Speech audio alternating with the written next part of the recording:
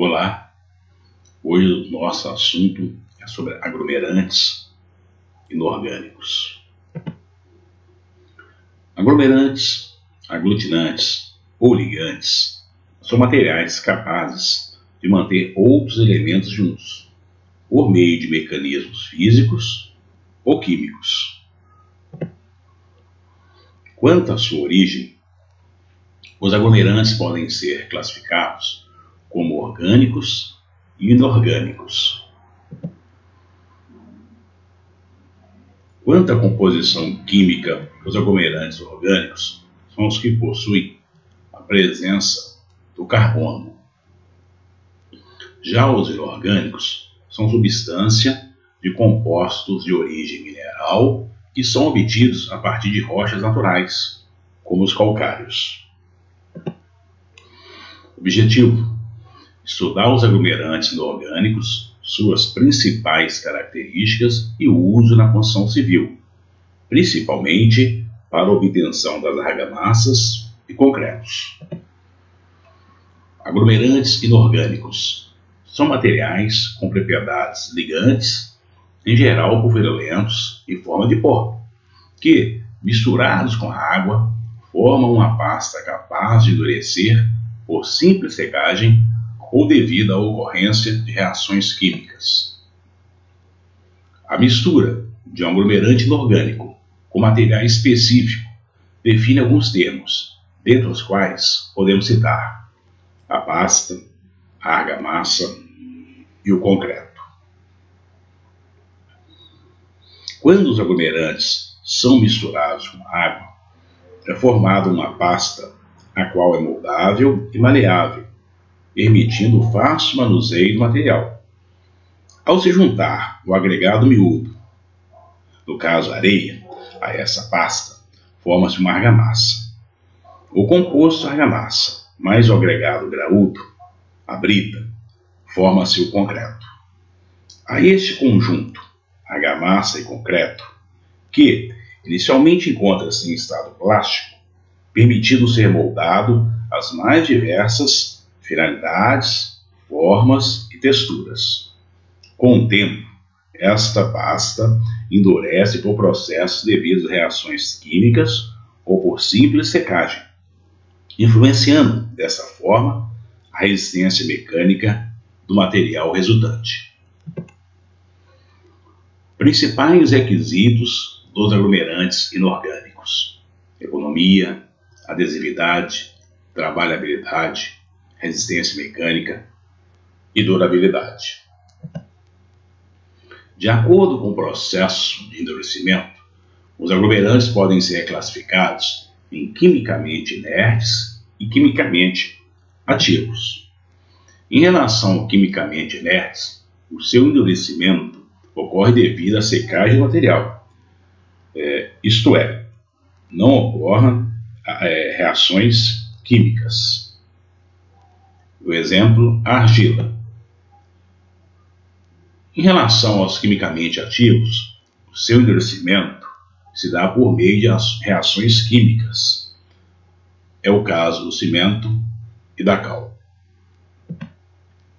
A norma brasileira, que especifica os termos empregados para aglomerantes inorgânicos, abrangendo os quimicamente ativos, é a NBR 11.172. Os aglomerantes quimicamente ativos são divididos em dois grupos: os aglomerantes hidráulicos, onde nesse grupo nós temos o cimento e a cal hidráulica, e os aglomerantes aéreos. Nesse grupo nós temos o gesso e a cal aérea. Aglomerantes hidráulicos, caracterizados por apresentarem suas propriedades de endurecimento pela reação com a água, ou seja, a reação de hidratação. Após o endurecimento, tornam-se menos solúveis e resistem bem à ação da água.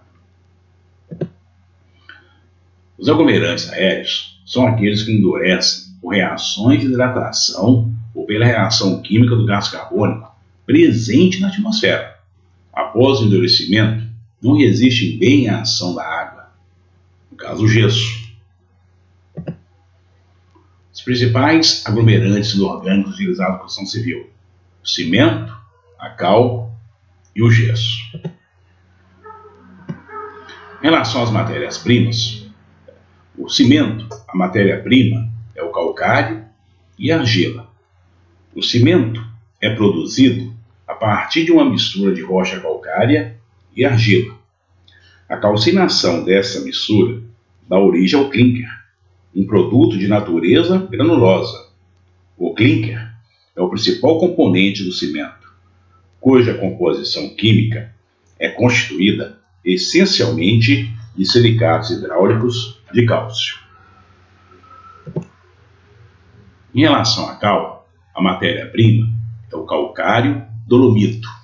A cal resulta da calcinação de calcários dolomitos. Os calcários são rochas sedimentares compostas basicamente por calcita. Os dolomitos são compostos basicamente pelo mineral dolomita. O calcário e o dolomito são as rochas carbonatadas mais comercializadas em todo o mundo. O principal produto da calcinação das rochas carbonatadas cálcicas e cálcio-magnesianas é a cal virgem, também denominada cal viva e cal ordinária. A cal viva é misturada com a água para formar hidróxido de cálcio ou cal hidratada, que é comercializada como aditivo para preparo de argamassas ou simplesmente para pintura. Em relação ao gesso, a matéria-prima é o gipsita. O mineral gipsita é um sulfato de cálcio dihidratado. A gipsita pode ser utilizada na forma natural ou calcinada. A forma natural é bastante usada na agricultura e na indústria do cimento. A forma calcinada, conhecida como gesso, é utilizada na indústria da construção civil.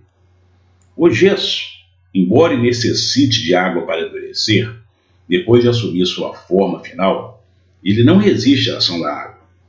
Existem diferentes tipos de gesso, de acordo com o grau de calcinação, como o gesso de estuque, pela calcinação completa, e o gesso da construção, pela calcinação incompleta.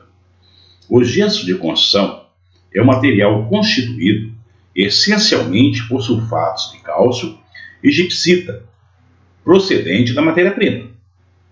Sua cor geralmente é branco, podendo variar, sem incolor, cinza e outras, dependendo das impurezas.